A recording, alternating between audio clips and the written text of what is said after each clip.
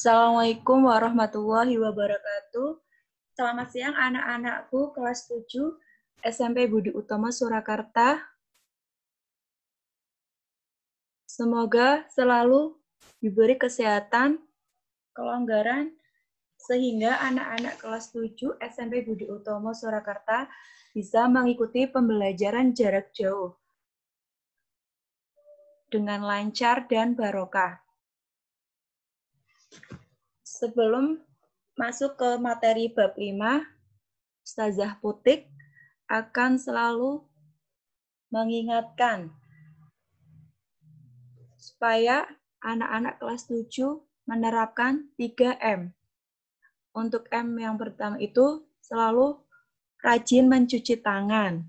Terus untuk yang kedua menggunakan masker di luar rumah ataupun pas di saat keluar dari rumah. Untuk yang ketiga, menghindari kerumunan.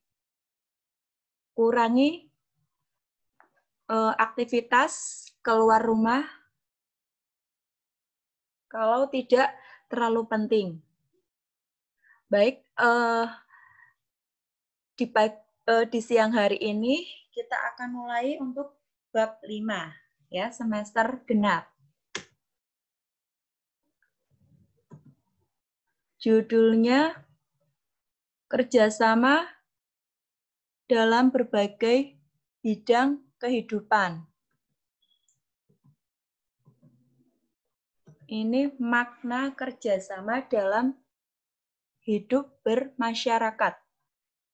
Pengertian di sini, kerjasama merupakan kegiatan atau usaha dilakukan 2 orang atau lebih untuk mencapai tujuan bersama. Semangat kerjasama dalam kehidupan di masyarakat terwujud dalam kegiatan gotong royong. Bentuknya ini ya, kerjasama dalam bentuk gotong royong, kegiatan gotong royong. Gotong royong di sini berarti pengertiannya itu bekerja sama untuk bekerja bersama-sama untuk mencapai hasil yang didambakan. Contohnya seperti di lingkungan keluarga, kerjasama pembagian piket harian di rumah. Contohnya seperti mencuci, ada yang mencuci piring, ada yang menyapu, ada yang selain menyapu apa? Bersih-bersih, ya sama saja bersih-bersih. Terus contoh di lingkungan masyarakat. Saya beri contoh seperti kebersihan itu kayak pas liburan ya, misal di RT kalian ada kegiatan bersih-bersih desa agar terhindar dari apa? Demam berdarah. Jadi kayak seperti selokan itu dibersihkan untuk terus membuang sampah juga tidak boleh sembarangan agar saluran air tidak mampet ya dan tidak menyebabkan banjir. Terlebih-lebih ini di musim hujan ya, hampir tiap hari itu hujan. Makanya selalu menjaga kebersihan ya. Membersihkannya secara gotong royong. Kenapa harus secara gotong royong? Karena yang awalnya tugasnya itu berat menjadi ringan, dikerjakan secara bersama-sama. Selain itu, untuk menciptakan kerukunan juga antar satu dengan yang lainnya. Warga satu dengan yang lainnya. Terus contoh kerjasama gotong royong di lingkungan sekolah. Contohnya seperti pembagian piket kelas. Itu untuk yang piket kelas ya supaya disiplin atau berangkatnya lebih awal. Dikerjakan secara bersama-sama sesuai dengan regu piketnya.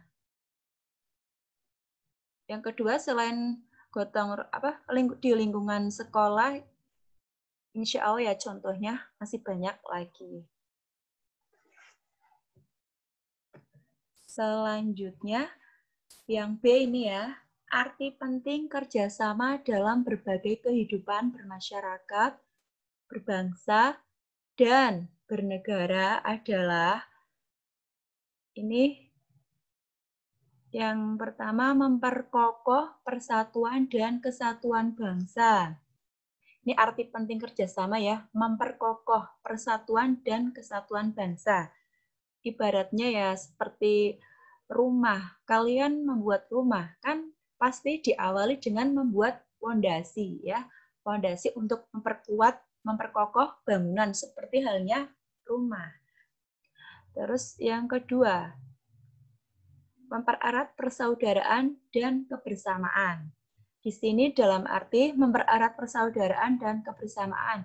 Contohnya sudah saya singgung ya di bab 4, meskipun berbeda-beda tetapi tetap satu ya, mempererat persaudaraan, tidak boleh ya saling membeda-bedakan, harus saling rukun, kompak.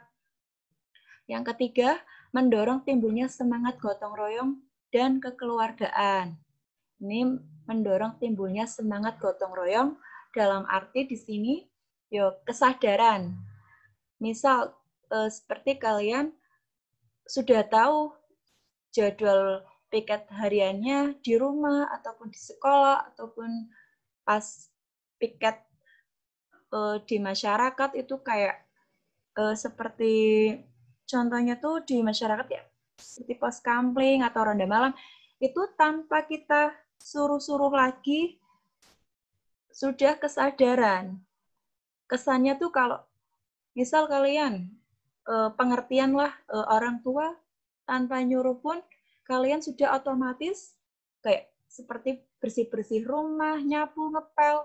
Karena kan sudah ada tanggungannya setiap masing-masing anak. Itu contoh yang lingkungan keluarga. Yang keempat, menjadikan pekerjaan yang berat menjadi ringan dan cepat diselesaikan. Seperti yang tadi saya singgung ya, di kelas pas jam piket, jadwal piket ya dikerjakan secara bersama-sama. Jangan satunya berangkatnya siang, satunya pagi. Itu kan di sini nanti bisa menciptakan tidak kerukunan karena tidak kompak. Terus tidak cepat terselesaikan juga, kelas masih kotor. Dan di rumah juga kalau tidak ada kesadaran, tidak saling gotong royong, ya anak yang satu dengan anak yang lainnya pasti akan terjadi pertengkaran karena ya yang satunya nggak mau bersih-bersih, satunya rajin. Makanya kalian usahakan ya selalu gotong royong dalam hal apapun. Intinya kerjasama dan gotong royong ya. Bentuk-bentuk kerjasama dalam berbagai bidang kehidupan di masyarakat. Ini ada 4 bentuk ya anak-anak kelas 7. Yang pertama kerjasama dalam kehidupan sosial politik. Terus untuk yang kedua kerjasama dalam kehidupan ekonomi. Yang ketiga kerjasama dalam bidang kehidupan pertahanan dan keamanan negara. Yang keempat, kerjasama antar umat beragama. Ini yang pertama, kerjasama dalam kehidupan sosial politik. Landasan kehidupan sosial politik masyarakat Indonesia adalah sila keempat. Sila keempat ini Pancasila yang berbunyi, kerakyatan yang dipimpin oleh hikmat kebijaksanaan dalam permusyawaratan perwakilan. Terus ini selanjutnya pangkal tolak pelaksanaan kehidupan sosial politik bangsa Indonesia adalah gotong royong yang tercermin dalam proses pengambilan keputusan di lembaga-lembaga negara dan organisasi kemasyarakatan dengan cara musyawarah untuk mencapai mufakat. Setiap orang yang musyawarah bekerja sama mencari kesepakatan untuk mengatasi permasalahan. Mengapa penting adanya musyawarah? Musyawarah karena untuk memecahkan suatu masalah dengan adil. Contohnya, kalian ada pertikaian antara murid yang satu dengan murid yang lain. Terus kalian itu lapor ke guru BK. Itu tujuannya untuk apa? Untuk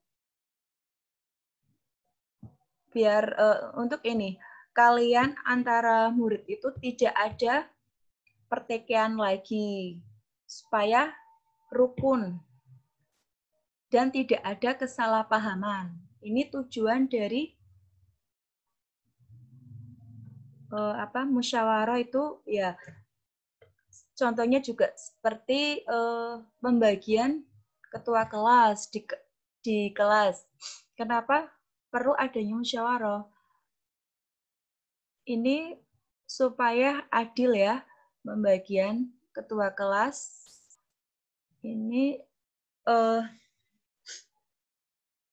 pembagiannya itu secara hasil ini, keputusan hasil voting. Misalkan pemungutan yang terbanyak itu ya, itu yang terpilih ya. Contoh di kelas kalian yang ada calonnya berapa, calon ketua kelasnya, misal ada 3. Nah itu nanti di kelas kalian yang pemilihan terbanyak itu, salah satu itu yang akan menjadi ketua kelasnya. Karena ini kan emang sesuai musyawarah pemilihan ketua kelas. Untuk yang kedua, kerjasama dalam kehidupan ekonomi. Ini terdapat pada Pasal 33 ayat 1 Undang-Undang Dasar Negara Republik Indonesia tahun 1945 menyatakan perekonomian disusun sebagai usaha bersama berdasarkan asas kekeluargaan. Terus yang kedua ini, wujud badan usaha yang diharapkan dalam pasal ini adalah koperasi. Ini wujudnya koperasi ya. Kerjasama kehidupan ekonomi ini wujudnya koperasi. Terus untuk pasal tadi sudah jelas ya. Ini yang ketiga, sebagai badan usaha koperasi beranggotakan orang-orang dan badan hukum dengan berlandaskan prinsip kerjasama dan kekeluargaan, gotong royong, kerjasama dan kekeluargaan. Yang terakhir, gotong royong dan kekeluargaan merupakan salah satu asas koperasi. Sekian dan terima kasih. Penyampaian materi dari Ustazah Putik. Amal soleh selanjutnya ini dipelajari ya untuk bab 5. Karena sebentar lagi PTS nanti yang dipelajari bab 4 dan bab ke-5. Selalu semangat meskipun ini masih masa pandemi, tidak segera usai. Ya, mohon bersabar ya, belajar di rumah ya anak-anak.